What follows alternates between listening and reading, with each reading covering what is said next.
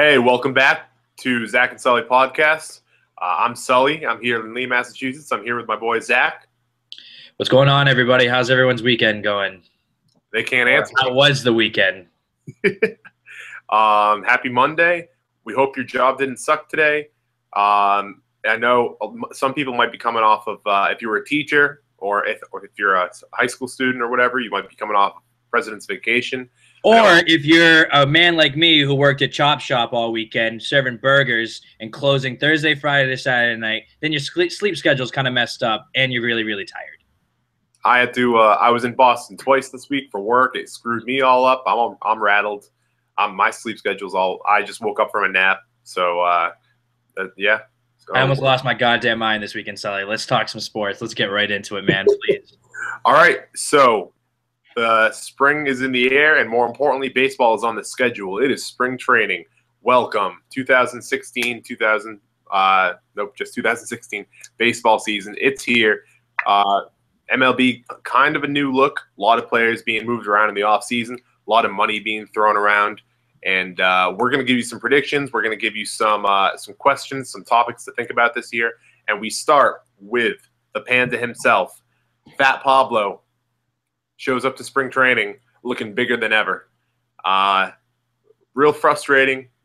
What's more frustrating is the press conference he had in which he said he had nothing to prove. He didn't have a disappointing season and that the Red Sox year didn't go poorly. I think Red Sox fans are not ones to accept Went poorly? They finished in last place. How could it get any worse than that? He said he has nothing to prove, man. He said stats aren't everything. That's what Pablo said. Dude, all right, so this guy comes out, all right, and the first image, besides, I get so excited because the first thing I see is David Price all decked out in Red Sox gear, warming his arm up. I'm like, this is our guy. This is the ace. And then this picture of this fatso surfaces clearly doesn't do any work at all the entire weekend, right? Like, I mean, not the entire weekend, the entire offseason. And my thought for the weekend is, well, this is fantastic. We got this guy on our team who said he was out to something, like he was going to go out and prove something this offseason. Doesn't look like he's slimmed down at all. I mean, that picture, man, oh, God, he's like bending over. It looks like some middle-aged man in his mid-50s just got off the couch after eating a whole freaking bag of potato chips. And now he's coming out in press conferences saying that he has nothing to prove?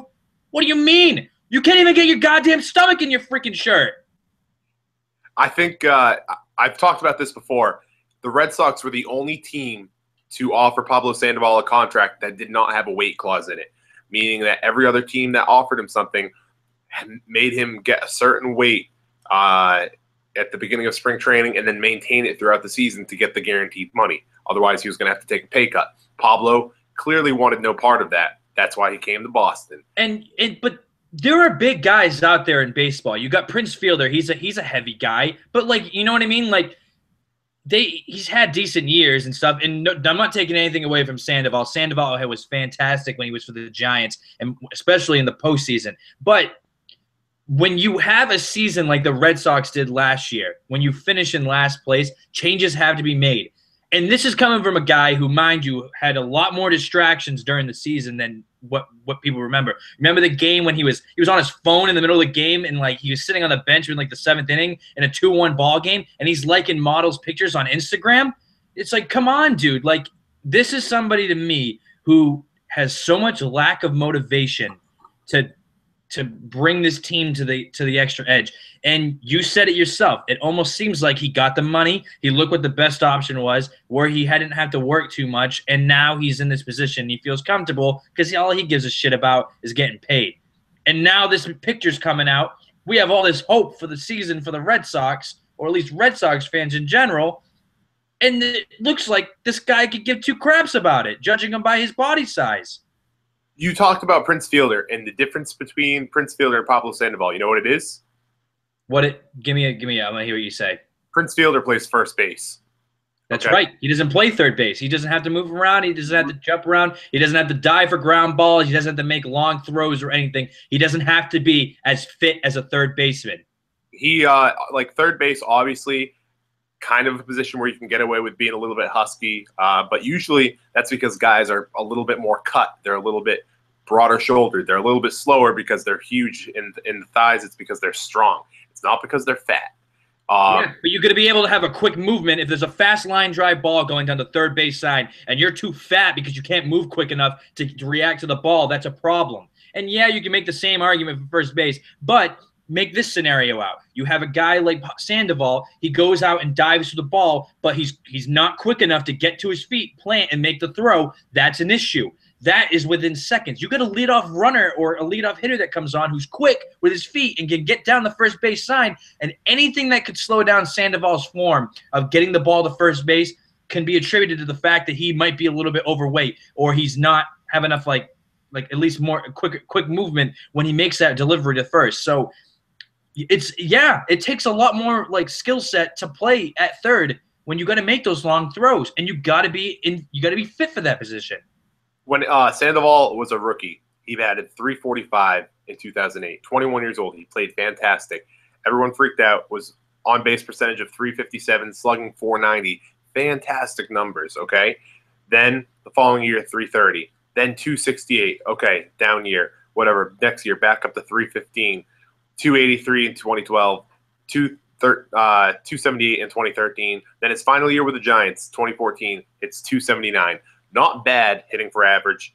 Has an on-base percentage of .324, a slugging of .415.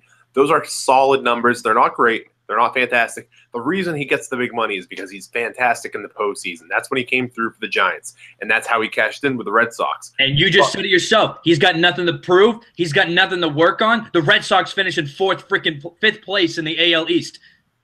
Were they playing in the playoffs last year? No, they weren't. So the whole reason why they signed this guy, primarily because he's a decent ball player, but he plays better in the postseason. But they didn't get there, and that's what I don't care if you don't think you need any more improvement. You don't tell the media that. I don't care if you would bat like .370 and hit like 50 home runs. You don't tell the media. You don't tell the fans you have nothing to improve on. Which him saying this in this scenario is ludicrous, ridiculous. You've seen Hard Knocks, right? Yeah, a little bit. So, yeah. In the last season of Hard Knocks, Bill O'Brien says, all right, guys, we're going to give you a quick lesson on how to talk to the media. Hey, what do you think of your new player and how he's going to fit into this team? And what do you say? And the players all go, we're just trying every day to get better. We're working hard. We're hitting the weights hard. We're hitting the practice field hard, and we're hoping to go out and win some games. Yeah, that stuff gets really annoying and stock answers like that. But guess what? In a scenario like that, that's what you say. I'm just trying to get better every day. Yeah, you're right. And I'm critical of that stuff too, because it's like, when you get to the post game and they always ask those generic questions about, oh yeah, we played good, team played good and stuff. That's what you want. As a media guy like us, no, we don't want to hear that kind of stuff because then we have nothing to talk about. But that's the kind of stuff that gets in people's heads. That's what generates stories. That's what generates distractions, and that's what gives the media more things to talk about. If Pablo would have just shut his mouth and had just said, yeah, we have a lot to improve on, me and you wouldn't be having this conversation right now. Oh, besides the fact also because that picture of him looks absolutely hideous. But, you're right. It's true. Have you all right, so here's the thing. The two disasters of 2015 for the Sox, Hanley, Pablo. Hanley gets too jacked up, can't play the outfield, never should have tried being played in left field anyways. They move him to first. All right, makes the transition to first base. They say, hey, can you cut down a little bit? Loses a ton of weight. Looks in great shape right now. That's a guy who wants to win with the Red Sox. You can tell that his heart was still in the place like Boston, because him getting traded away and moving around a bit, you can tell this guy wants to be on the team and play for the team. Pablo shows up in that shape. I just don't think he gives two shits. He doesn't care. I'm hoping it's a matter of time before he either gets hurt or he gets beat out for his position by Travis Shaw. And or worst case scenario, he gets run out of town like Carl Crawford and Adrian Gonzalez do. Because let me tell you something about the fans in Boston. You don't perform, you get a lot of money, they will run you out of the city. You will be embarrassed. You will hate them. You will not survive in Boston unless you provide up to the amount of money you're being paid for. Look, I think he's a fantastic athlete. And the fact that he boots as many balls as he does, it's laziness. It's an inability to try and work at it and get better. The dude can throw with both hands like lightning. I mean, he's ambidextrous. But you know what? If you're not willing to work at things, no one cares. No one cares. You see it all across professional sports. And, if this guy, if he's putting up 245 with a 292 on base percentage and a 366 slugging, forget it. See, want nothing to do with this guy. Start the mayor of Ding Dong City, Travis Shaw. Put him out there. He's going to make some errors because Shaw's not the most sure-handed third baseman in the world either. But I'll take it. I'll take Travis Shaw too because Travis Shaw proved a lot last year, and he's a huge Ohio State Buckeye fan. So he's a winner in my book. I would love to see more of Shaw. So, but let's. I know me and you love the Sox. Try not to get a little biased and stuff like towards that thing. So let's talk about some other teams in Major League. So I was just discussing with you before. On paper, this season for Major League Baseball looks insane. Like, there are a lot of good teams this year. And, like, over the years, like, you could usually, like, nitpick, like, those one or two teams you knew were going to get back. You had, like, the Cardinals from the NL or the Giants. Well, the Giants every other year. And I'm looking at it now, and I was just trying to put together some teams that I thought that could make, like, a run, especially this year for the World Series. And it is tough. Very, very hard. I mean, I'm looking at the AL West. Yeah, the Houston Astros, the Rangers. They're great teams, and then the Angels. When are they gonna kick it into gear with the payroll they got on that team? And then the Red Sox and the Yankees and the Blue Jays all look like contenders as well. And then don't forget the Central. You got the Royals and the Tigers are up there. The Royals just came off the World Series, and the Twins look like they were improving last year. And then the Indians were a 500 team under Francona. So, and didn't they brought in they just signed Napoli to that team too. So yeah, bringing in some new guys. Yeah, do you have anything else you want to add to that? I mean, do you agree, disagree, or? I think that there's always stuff that goes wrong, especially in baseball because it's such a long season. Oh, I'm just saying on paper it's hard to choose, I hope, man, I think it would be real cool to see the Blue Jays really make a run at it, especially because I don't think they're going to be able to afford that payroll the next few years. You know what I mean? Like, unfortunately, it sucks. I think Jose Bautista leaves Toronto after this deal. I think he cashes in somewhere else, where he might be able to win a World Series if he doesn't get it in the 6. I don't know. I have a bad feeling about Toronto this year. I think they're going to regress, and the reason why I say that is because like them losing an ace like Price is really, really tough, and you can have a team that can hit very, very well. I mean, the Red Sox proved it. You can have a team with all loaded bats, but you need a starting staff. You can't have an average guy that's like, how the Red Sox, like Buchholz was like their #1 ace last year. Buchholz is a great pitcher, but he's not an ace. And the Blue Jays, I mean, R.A. Dickey didn't even look that dominant when he was in the pitching. It was more of like Price and some of the other guys stepped up, but I'm not taking any away from the bat. Well, Marcus Stroman looks to be their ace coming this season.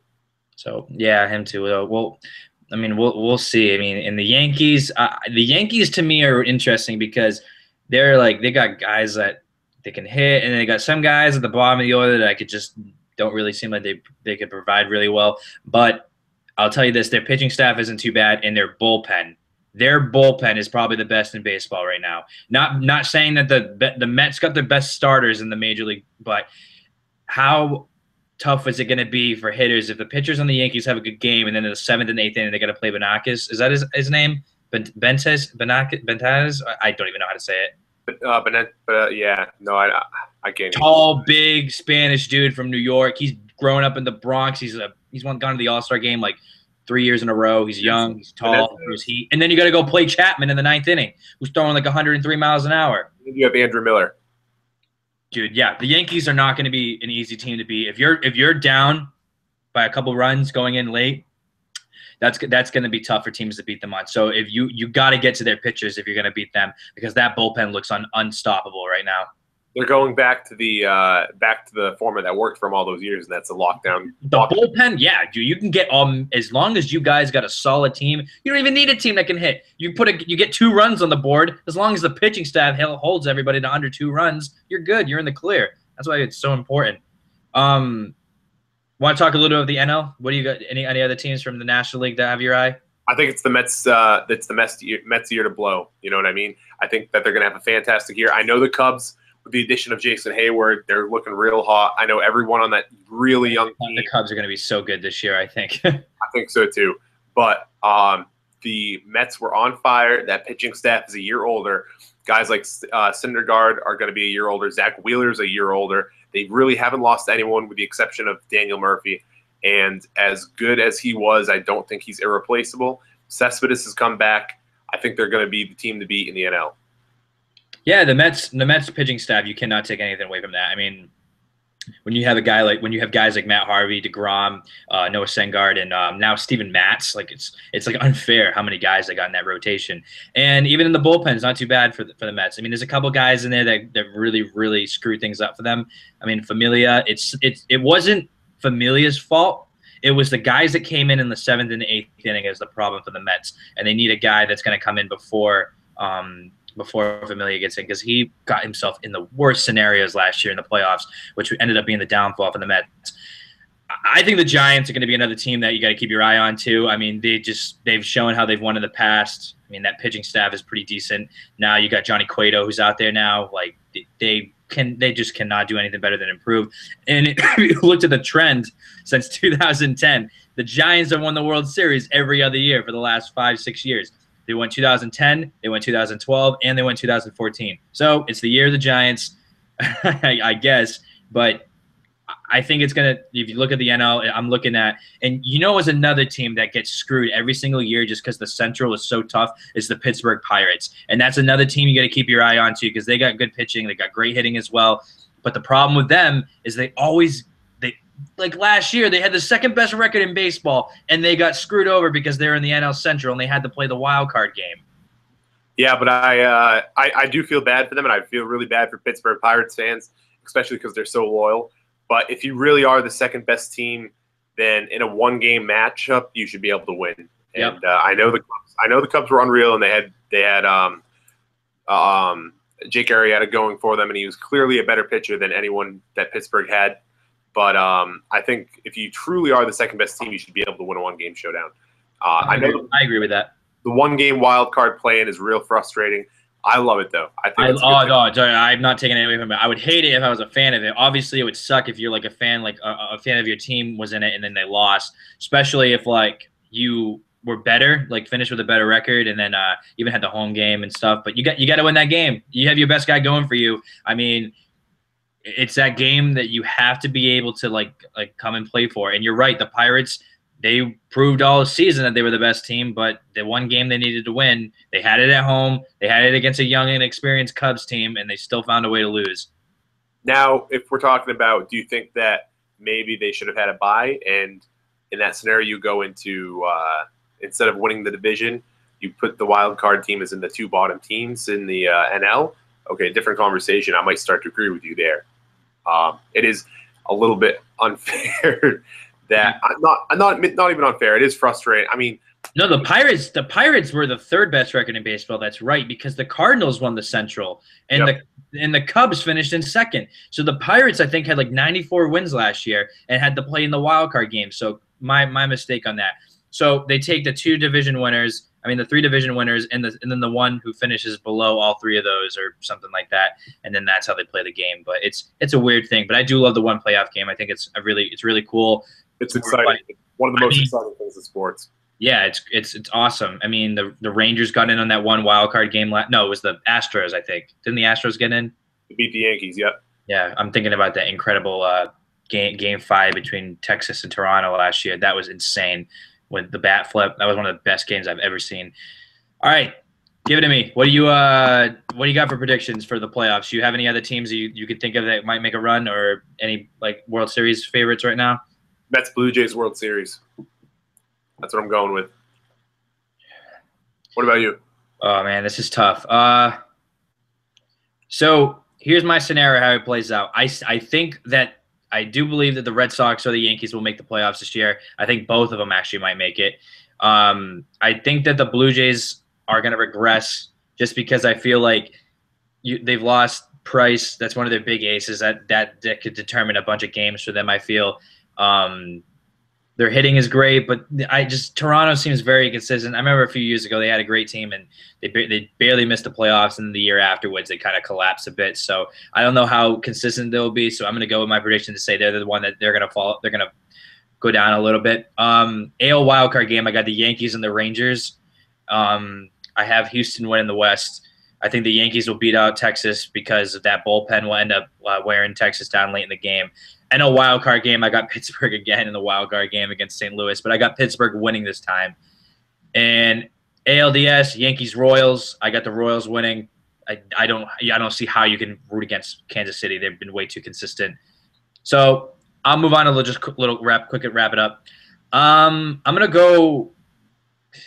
gonna probably put Kansas City back in the World Series again. They didn't really lose much this year. They just seem like they're getting their team is still there. I just feel like they're just getting better and better. And they don't have superstars. They don't have that ego on their team that like draws attention away from them. They're just a really good ball team. And I got the Giants go back to the World Series. So I think Giants and Royals rematch maybe, or Royals Cubs.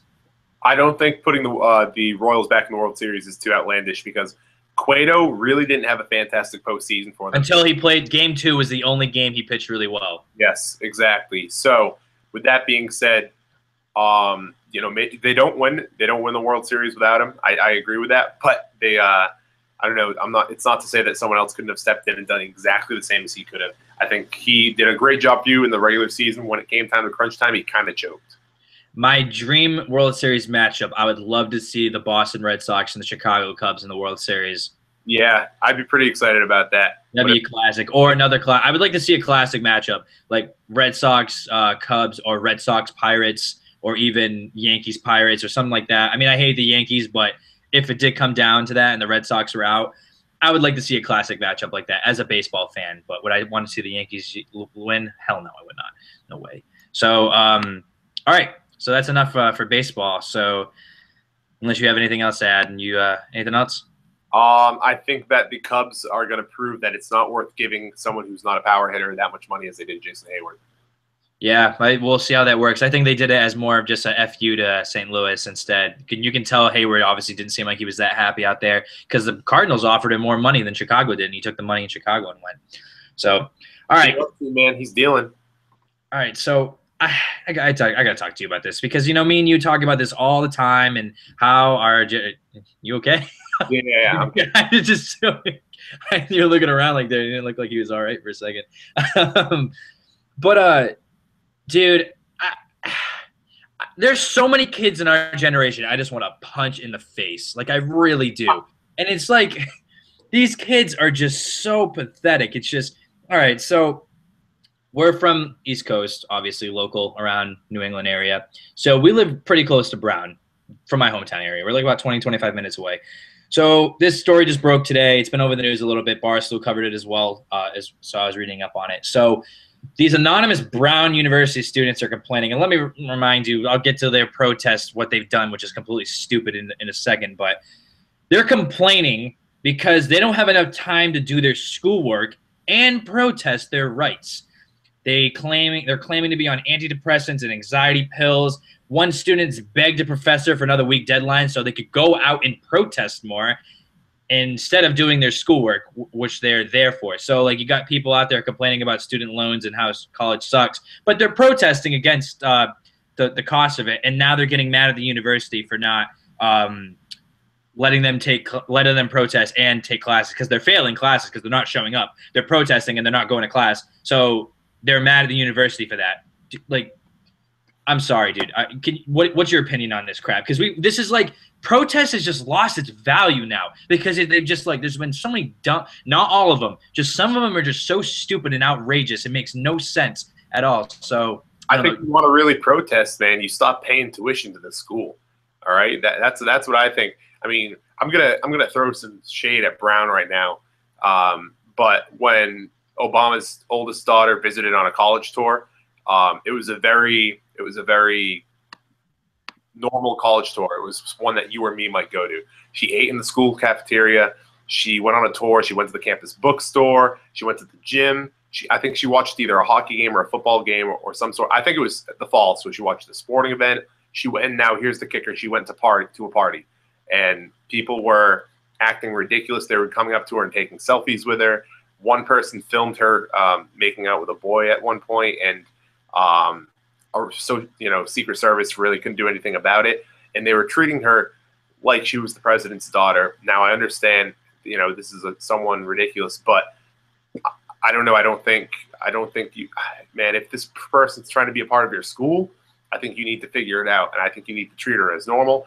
And it's really unfair to her that she can't go and go to a party and have a beer and without all this scrutinization. It's not her fault. Her dad's the president of the United States. Now, Brown Kid's one of the most liberal schools in the area. Especially if you've ever been to it, you'll know. You should figure that out. You should realize that. And they didn't. And the Brown student paper got a little hot water for the stuff they wrote about it. I think there was an op-ed that talked about it. So I have some qualms with Brown University to begin with. Look, no one's making you go to Brown. Yes, I realize it's going to be awesome on your resume. It's an Ivy League school.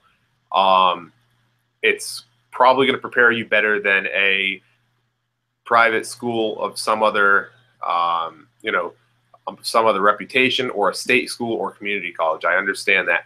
But if you really want to protest paying $62,000 a year, whatever it is. It is. That you hit the nail on the head. I was just about to say that. It is $62,000 for tuition at Brown. So guess what? Don't go. Okay. So you want to complain about not taking classes because you're out protesting stuff that you're protesting against school loans, you're protesting against tuition, but you're mad at the school because you're not taking classes, which you're paying them for. It makes no sense. These arguments and these protests are stupid. And they're not just at the end where like they just protest these things. Let me just read you a list of some of the protests across universities in America have been this year. The Free the Nipple protest at UC San Diego, where people took their shirts off but covered their nipples. I didn't understand what the whole fight for that one is. They were completely got rid of the entire argument of what the whole protest purpose was. Cal Polytech held a shit-in protest where people held their bowels in for 3 days to protest the lack of bathrooms on campus. Another one from Brown University, a die-in. They laid down for 52 minutes and 30 seconds, 523 years for foreign occupation and protest of Columbus Day. And you know what? Yeah, I know Columbus Day is a very debatable and critical holiday, but this is what I'm talking about. Dumb protests, stupid things, where students have way too much time on their hands to be even thinking about how ridiculous some of these things are. And now they're complaining that they're failing at a class and they're blaming the school because they're not going to class? That's an idiot. That's idiotic. When I was at UNH, represent, it's no secret that UNH isn't very diverse. The state of New Hampshire itself isn't diverse. The pool it picks its students from, usually from the state. And there was an event, and it was a woman. Her name is Dr. Linda Chavers, and she came and she spoke, and it had something to do with being an African American. I don't know. I didn't attend it. Long story short, though, the girl that covered the event messed up, and she referred to her as a teacher when this lady had her doctorate degree. And a representative from the group lashed out against the student paper and said that it was a microaggression because where this girl made an honest mistake. Is it bad? Is it bad as a journalist? Yes, she should have. But and the girl who wrote it, I'm not going to reveal her name, but fantastic writer. And she messed up. She absolutely messed up. The girl was from the middle of Albany, New York, though. Okay, she's not some like white girl from the suburbs. Okay, she's not a racist. And she called her a teacher instead of a doctor. And she said that it was a microaggression that she left out being her doctor on purpose because, of course, a black woman couldn't be a doctor. And it's like, no, they're bullies. Those people who do that are bullies. And yeah. It's so hysterical. It's because these guys come out and they protest and they get mad, they nitpick at you, and they bark at you for every little mistake or anything that they think is like it's like these people sit around in this little like room all day and think about how deeply they can it's like racism is nothing that leaves their mind. It's weird because it's almost like that's all they think about all day are really bad things like racism. And I agree. There are problems out there that need to be resolved. And you know, like the people who really stand up for Black Lives Matter movements and stuff, the people who started up have a good cause and stuff. But like what you saw, like for most of what was at Missouri, and stuff, for example, like that was it started out as a good cause, like raising awareness for like racism on campus. But then it turned into this whole entire thing where like people wanted to learn more about it, and then they start making up these imaginary things like safe spaces where like newspapers couldn't go in and cover. And then you had the other situation also at Yale. Remember, did I tell you about that? So I had this author of this comic book I was reading this semester, this professor I've been working on with undergrad research right now, and he had him as a teacher. And he took a job at Yale, be one of the proctors for a house there. And his wife, who works at the university as well, sent out an email to students the night before talking about how to be aware of people's costumes and how they may offend you and they may be disrespectful, but you just got to learn to ignore it and not in all this stuff. The next day, the students held a protest asking for the job of the woman who sent the email out there, saying that the email was offensive, saying that you cannot say that if you can't have an opinion of someone. If someone's thing is offensive, then you have to do something about it. It must be stopped. It's like, no, if someone does something offensive, you got to learn just to throw it off on the side and be like, all right, whatever. I'm a better person than you. I have better morals than you. Then I'll just get over it. But instead, these people, they don't understand what free speech is. Same with the other morons at Amherst College that were oppressing freedom of speech supporters a couple months ago. These kids are such freaking idiots, man. It's like they just have way too much time on their hands. They're spoiled. They're brats. And, you know, it's if you read history and you read what the people were saying about the protesters in the 60s, it's similar in ways, but for their causes and stuff and some of the things they're outraged about, it just seems like they're just asking for trouble and they just have nothing better to do with their lives. Most of them. Not all protests. Most of them, though. You read the report that came out that said, you know, there was a UNH official preferred language list that said that the proper term is to call Americans is you shouldn't call people from America Americans. You should call them like people from the United States, because it's like, who cares? Oh my God. Yeah, it's like, so that whole thing came up, and that was a similar group to the one I talked about before. It's a list of preferred terms, and it's suggested. There's nothing written in law. You're not going to fail an exam because you call someone American. Most people, I spent 2 years there. I graduated. I had no idea this thing existed. Most people are in the same boat as me, and people are coming out and saying that, like, oh my God, everything the University of New Hampshire stands for, that's the worst. You know, it's people. Yeah, but you're right, and it's happening on every campus, though. Every campus, there's kids on there that are standing out against things like this, and to us, it doesn't make any sense. It's ridiculous. And now they're mad because what they're protesting about is keeping them away from doing what they're meant to be at the university for, and that's to take classes. And they're mad because they're failing them and they're not going to them because they're protesting against many of which I believe idiotic things that are stupid, that make no sense. It's not that I'm saying like racism and all that stuff is a problem, and I understand student debt is a problem too, and student loans is a problem as well. Like being able to afford college sucks, and I agree. There are a lot of there's a lot of things that go on in a college kid's life. Me, I get stressed out about things. Like I have a job. I mean, I had an internship last semester and a job. I went to school part-time, and I was trying to like apply to places for like a career job. It's a lot of work. It is. It's tough, but you earn that. You earn respect. That's how it is. You have to work hard. You can't just complain and cry about everything because things are too tough and you're not going to get your way all the time. But this is the message that many of these professors are sending these kids in college, is that they can get anything they want by just going out there and having a protest. And then you got those freaking idiot, like radical professors like Melissa Click, who shouldn't have a job because she's telling all these people all these ridiculous things that are not real after college. They're living in these worlds that this college world, they just not getting themselves out of there. It's ridiculous. It's mind-boggling, man. I don't get it. You know, there is a huge flaw in the system. Like I understand that. I'm a part of it. You know what I mean? Like I was looking it up today. It costs $67,000 a year to go to Tulane University.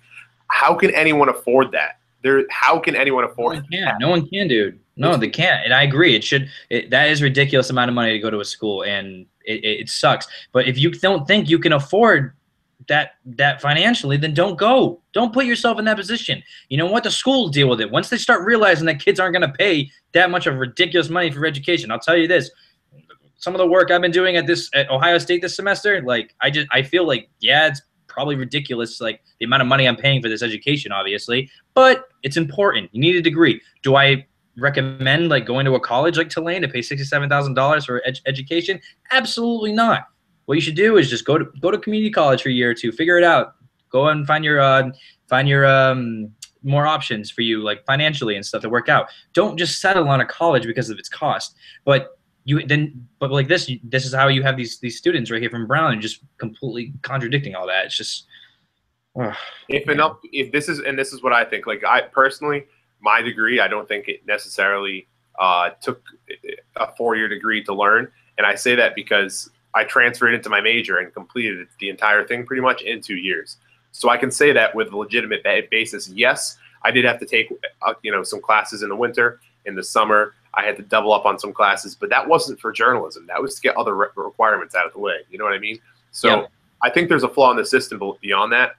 And it stems back to people coming back from the war. The GI Bill comes, there's not enough jobs for people who fought in the service.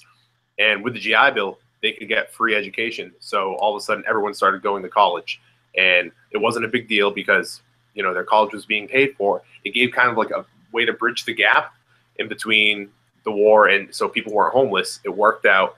And now it's just continued. It's become this huge trend that you can't get a job without getting a 4-year degree. And it's a little bit out of hand. And that definitely needs to change. I don't think a lot of things people do in life. One of my journalism professors said that when he started working at the Boston Herald, they called him college boy because no one else had a college degree. You know what they did? They got out of high school. They started internships. They worked as delivery boys. They worked in the mailroom. They worked doing low-level jobs. They finally got a break. They were getting paid like crap, and eventually they broke through. I think that a lot more jobs should be like that. But society doesn't agree. It says you have to sit in a classroom for 4 years and spend hundreds of thousands of dollars. So guess what? If you want to do something and it requires a college degree, you have to suck it up and do it. If you want to do something and there's a way to go about it and you don't think you want to pay 70 grand a year, go to community college, go to a state school. You're going to end up okay. And there's no reason. You're not entitled to anything, man. That's the only thing I'm trying to tell these kids is, like, nobody owes them anything. And if they want to go and protest what they believe is wrong, then yeah, of course, you have your First Amendment rights. You can go out there and protest. But you do not have the right to talk to a teacher and say, you should give me a slide on this deadline because I'm out here protesting. Do people who protest their jobs and their pay, do they get paychecks? And do they get rewarded for going outside, picketing outside their workplace? No, of course not.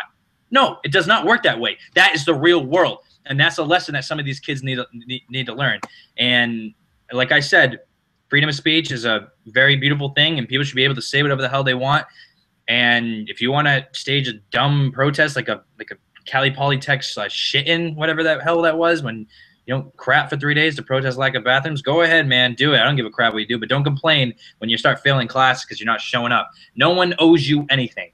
But I also agree there's some stuff out there that needs to be protested, and there are issues at hand. And me and you are obviously in the thick of it, being millennials and dealing with this college situation and stuff. So that's all I had to say about that. You have any other thoughts? No, I mean, I guess not. Bringing up I just wish this would stop, man. I just wish people would just get on the same page and stop complaining so much, and like at least figure out the solutions to some of these problems. Because like the antics that they're doing are just, it's not working. It's not working at all because we don't have respect from anybody right now. Everyone thinks we're whiny, spoiled little brats.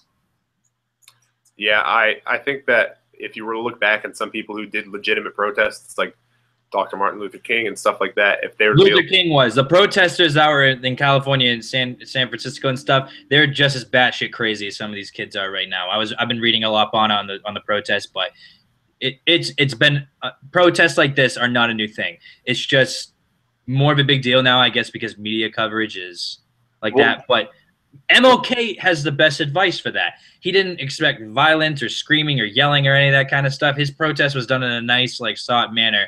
And yeah, not everybody agrees with that, but I felt like the results that came out of his protest have changed America for the way better and made such an impact on our history. And I think that's something that something should be emulated by Dr. King's way of protesting and fighting against inequality, or whether it is racism or whatever the issue is. It doesn't matter what the issue is. His way of doing things was the right way, and that's why he's remembered for a lifetime. Yeah, man. I don't know.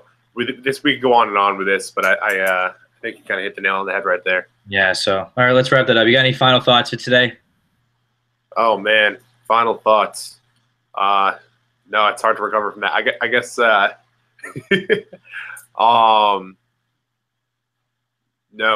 I don't have any final thoughts. All I'm going to say is Happy National Margarita Day. I'm going to get a margarita right now. So everybody, I'm Zach. I'm Sully. Thanks for tuning in. We appreciate it. Follow along on Facebook, Twitter, and we love the support we've getting. Thanks, guys. Peace. Remember, this is just our opinions.